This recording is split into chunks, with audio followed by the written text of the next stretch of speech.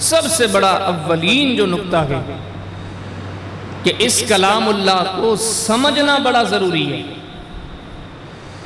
اور حقیقت یہ ہے کہ اگر ہم سمجھیں گے نہیں تو اس کا آسان سا جواب یہ ہے کہ پھر ہم اس قرآن کے مطلب کو نہیں پا سکتے۔ کیسے؟ اللہ پاک فرماتے تبارک الذی نزل الفرقان، اس کتاب کو، اس کلام اللہ کو ہم نے حق اور باطل کے بیچ میں فرق کرنے والا بنایا۔ یہ قرآن بتاتا ہے کہ سچ کیا ہے، جھوٹ کیا ہے، حق کیا ہے، باطل کیا ہے۔ یعنی کہ یہ کلام اللہ فرقان ہے، فرقان۔ لیکن میرے لیے، آپ کے لیے تب تک یہ فرقان نہیں بن سکتا جب تک کہ ہم اس کے اندر کیا ہے یہ جان نہیں سکے۔ ہم پڑھے جا رہے ہیں، کوئی پتہ نہیں کہ قرآن کیا کہتا ہے، تو ہمارے لیے قرآن، یہ کلام اللہ فرقان ثابت نہیں ہوا۔ رب العالمین فرماتے ہیں کہ یہ قرآن نور ہے۔ یا ایھا الناس قد جاءکم برہان من ربکم وانزلنا الیکم نورا مبینا۔ اللہ رب العالمین فرماتے ہیں کہ قرآن نور ہے، نور۔ اب ہمارے لیے نور تب ہوگا جب اس کو پڑھیں اور سمجھیں کہ نورانیت مہیا کیسے کرتا ہے۔ اللہ پاک نے فرمایا کہ یہ قرآن ہدایت کے، ھدی للمتقین، ھدی للناس، ان ھذا القرآن یہدی للتی ہی اقوم۔ یہ قرآن ہدایت دیتا ہے۔ اب کیسے ہدایت دے گا؟ تبھی دے گا جب ہم اس کو سمجھیں گے، کیا کہہ رہا ہے، کس چیز کا حکم کرتا ہے، کس چیز سے منع کرتا ہے۔ اللہ پاک فرماتے ہیں کہ یہ قرآن نصیحت کے، یا ایھا الناس قد جاءتکم موعظۃ من ربکم، اے انسانو، یہ کلام رب کی طرف آپ کے ہاں نصیحت بن کے آیا ہے۔ ان ہوا الا ذکر للعالمین، کہیں فرمایا ان ہوا الا ذکرہ، کہیں فرمایا ان ہوا الا ذکر وقرآن مبین، کہ قرآن نصیحت کے۔ لیکن نصیحت تب ثابت ہوگا جب اس کو سمجھیں گے۔ ایک انجان بندہ پڑھتا گیا الحمدللہ رب العالمین الرحمن الرحیم مالک یوم الدین ایاک نعبد و ایاک نستعین، پورے کی پوری سورہ فاتحہ پڑھی، اس کو سمجھ میں نہیں آیا کہ اس میں کیا ہے، مجھے بتاؤ اس کے لیے یہ کلام ہدایت کیسے ثابت ہوگا؟ ہدایت تب ہی ثابت ہوگا جب اس کلام اللہ کو سمجھا جائے گا۔ اللہ پاک فرماتے ہیں اللہ نزل احسن الحدیث، بہترین کلام اللہ پاک نے آسمان سے نازل کیا ہے۔ تقشعر منہ جلود الذین یخشون ربہم، رب العالمین فرماتے ہیں کہ ایمان والے اس کلام اللہ کو سنتے ہیں تو ان کے رونگٹے کھڑے ہو جاتے ہیں۔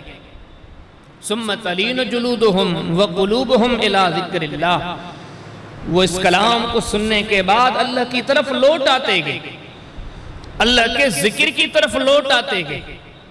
یعنی کہ اتنا با اثر کلام ہے کہ سننے والا سن کے رب کی طرف رجوع کرتا ہے، لیکن یہ بھی تب ہی ممکن ہوگا جب کوئی قرآن کو سمجھے گا۔ ایک بندہ سمجھتا ہی نہیں تو قرآن سے کیا ہدایت حاصل کرے گا، قرآن سے کیا نورانیت حاصل کرے گا، قرآن حکیم اس کے لیے کیسے فرقان ثابت ہوگا، کیسے نصیحت ثابت ہوگا؟ تو سب سے اولین جو بات ہے اس کلام اللہ کو سمجھنا۔ اور میں سمجھتا ہوں ہمارے معاشرے میں جو سب سے بڑا ظلم ہے وہ یہ کہ ہم قرآن کو نہیں سمجھتے۔ ابھی رمضان گزرا گیا،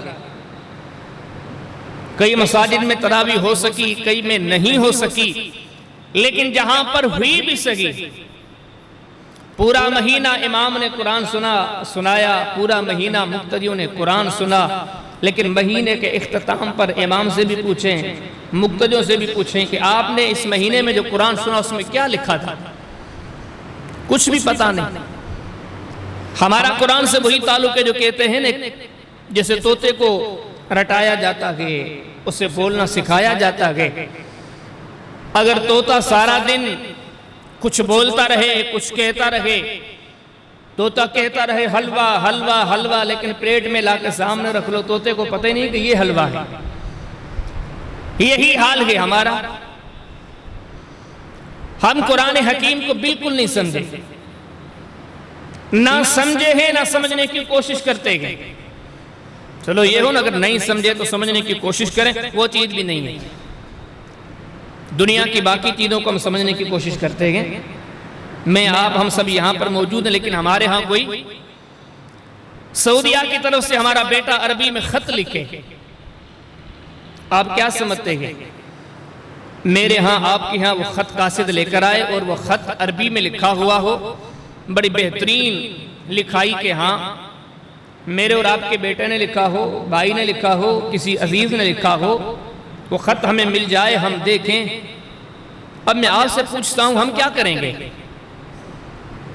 کیا ہم یہ کریں گے کہ اس خط کو کہیں گے یہ عربی کی زبان میں بڑا بہترین خط لکھا ہوا ہے، اس کو کپڑے اور چادر میں لپیٹ کے سرہانے کے نیچے رکھ کے سو جاتے ہیں؟